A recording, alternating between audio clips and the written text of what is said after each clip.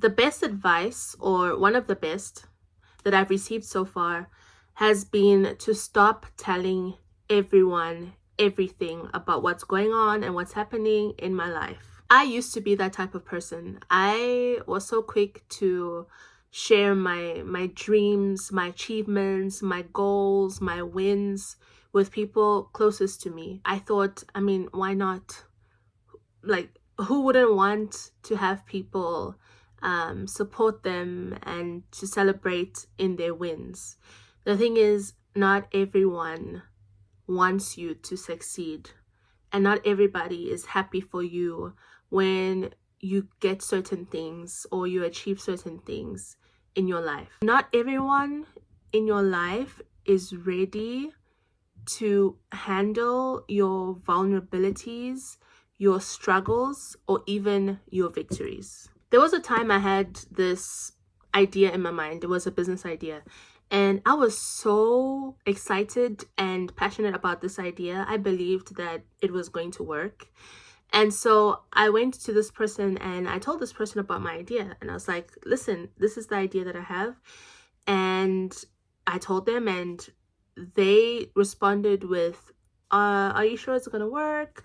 It sounds a bit risky. I don't think it's a good idea. Maybe you should think of something else. Or basically, I felt completely discouraged after that conversation, and I ended up not even starting or taking a chance on that business idea.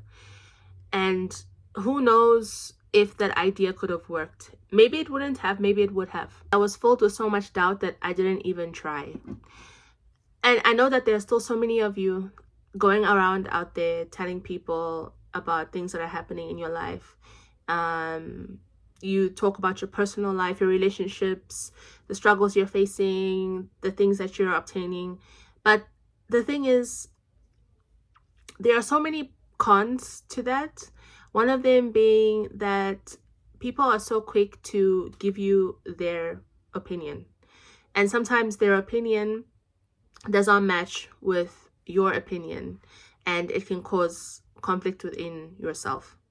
Second of all, people are so quick to judge you whenever you fail. So if you attempt to do something and you fail, there are some people that are going to rejoice in your failure, and they're going to be like, I told you so, or they're going to talk behind your back. It gives room to gossip. People can start to gossip about you and talk about you, and that can even make the situation even more worse. And also, talking too much about your plans can sometimes slow you down. I don't know if you've ever experienced this, but sometimes not even the people, but because you've talked so much about this thing that you're trying to achieve or you're going to achieve, it can make you feel like you've already accomplished it, and it slows you down significantly.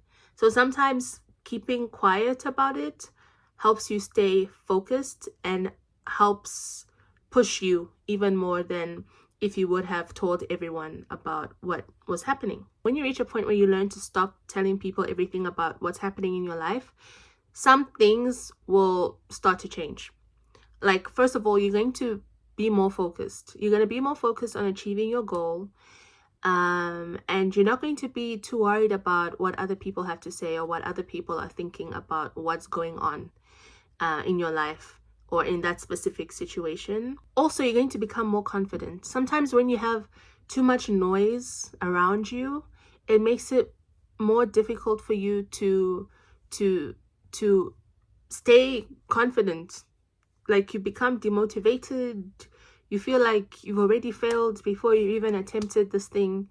So there you are in charge of hyping yourself up and pushing yourself. And that plays a big role in achieving certain goals. Also, the less people know, the less they interfere. And that's always a good thing. Unless you're going through something where you actually need help from people, then they don't need to know. It's like being in a new relationship. I had a friend of mine who was in a relationship with a man who was way older than her. There was quite a big age gap, and he had 2 kids already. my friend had no kids and was still in her mid-20s. And when she told people about this, people were so quick to discourage her from staying in that relationship, because they're saying, but how could you be with someone who has a child, not even one child, 2 kids? He's been married before, and all of these things. While you haven't even had all of those things, you should find someone who's like you, who hasn't been married, someone who doesn't have kids. You should leave, basically. But she didn't want to leave because she was in love with that man and in love with those kids, and that is something that she was willing to deal with for the rest of her life. But as soon as other people on the outside started to hear about this, automatically her relationship just didn't work out, because she was filled with so much doubt and negativity, and it didn't work out for them. I don't know if that's a good or a bad thing, but that's just a good example of how sometimes it's best to keep things to yourself and to not be too quick to tell people everything about what is happening, because they don't need to know. So now, when it comes to situations where you have news and you actually need to share with someone, like you cannot keep it in, you have to tell someone what's happening, I would say that it's important to find your safe people. So people that you know that you can trust with everything. You can trust 100%.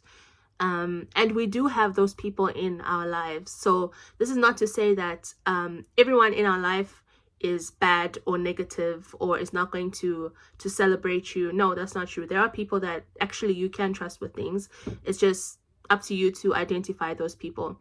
And also, the thing is, you can share without oversharing, without saying everything.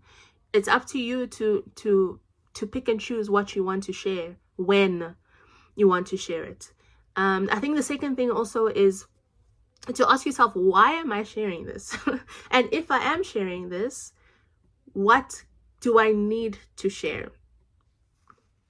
What do I need to share? Do I need to share everything? Do I need to share that I got a job in London and I got my visa and I'm leaving tomorrow at 6 a.m. and I'm taking Ethiopian Airways?